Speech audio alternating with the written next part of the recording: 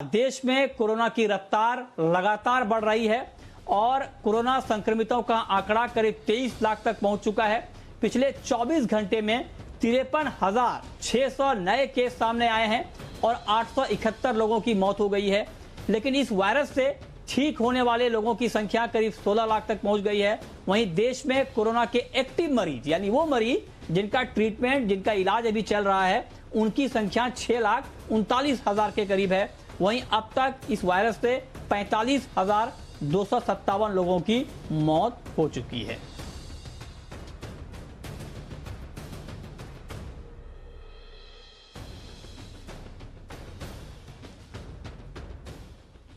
चलिए आगे बढ़ते हैं, रुक करते हैं अब एक और महत्वपूर्ण खबर का। और खबर यह है कि कोरोना संक्रमण के चलते पूरे देश में लॉकडाउन हुआ था, लेकिन अब धीरे धीरे अनलॉक की प्रक्रिया काफी तेज हो चुकी है। देश भर में कई सारी चीजें खुल चुकी हैं, लेकिन अभी भी स्कूल कॉलेज खुलने पर सस्पेंस बरकरार है। तमाम मीडिया प्लेटफॉर्म पर 1 सितंबर से स्कूल खोले जाने की खबरें भी आई हैं, लेकिन शिक्षा मंत्रालय ने इसे गलत बताया है। क्या है पूरी खबर, डिटेल जानकारी के साथ जी मीडिया संवाददाता समीर दीक्षित इस वक्त हमारे साथ जुड़ रहे हैं। समीर, बताइए क्या पूरी खबर है।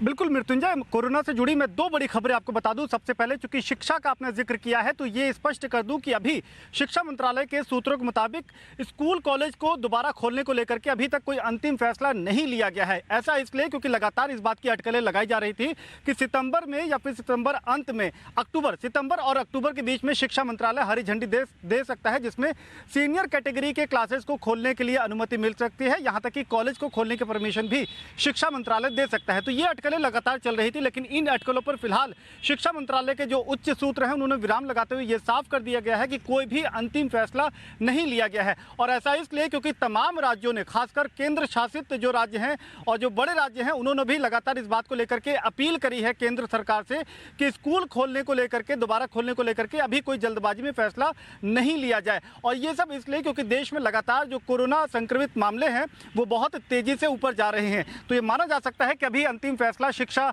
के लिहाज से स्कूल कॉलेज को खोलने को लेकर के अभी तक कोई अंतिम फैसला नहीं लिया गया है और अटकलों पर लोगों का भी ध्यान नहीं देना चाहिए। दूसरी बड़ी खबर है कि आज ही जब देश में 22.5 लाख से ज्यादा कोरोना संक्रमित मामले दर्ज हो चुके हैं, इन खबरों के बीच में देश के प्रधानमंत्री नरेंद्र मोदी ने जो 10 बड़े राज्य हैं जहां पर 80% से ज्यादा कोरोना के मामले दर्ज हो रहे हैं, ऐसे 10 राज्यों के मुख्यमंत्री के साथ में वीडियो कॉन्फ्रेंसिंग करके बात करी है और उन राज्यों से फीडबैक लिया है कि क्या कुछ वो अपने राज्य में कदम उठा रहे हैं मुख्यमंत्री, और कोरोना की जो ग्राफ ऊपर जा रहा है इसको रोकने के लिए क्या कुछ कदम उठाए जा रहे हैं। जो बड़े राज्य जो आज मीटिंग में शामिल हुए उसमें कर्नाटक, तेलंगाना, महाराष्ट्र, आंध्र प्रदेश, पश्चिम बंगाल, पंजाब, कर्नाटक का जैसे मैंने आपको जिक्र किया, उत्तर प्रदेश, ऐसे 10 बड़े राज्य हैं जिन्होंने वर्चुअल कॉन्फ्रेंसिंग करके प्रधानमंत्री मोदी के साथ में ये बातें रखी हैं कि स्टेट लेवल पे अभी क्या कुछ हो रहा है।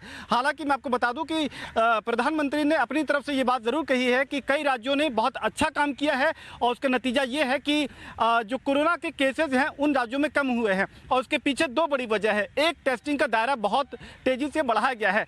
प्रधानमंत्री ने यह स्पष्ट कहा है कि जितना ज्यादा टेस्टिंग का दायरा बढ़ाया जाएगा उतना ही ज्यादा फायदा कोरोना को रोकने में मिलेगा। फिलहाल लक्ष्य ये रखा गया है कि रोजाना 7 लाख, कम से कम रोजाना 7 लाख टेस्ट हों।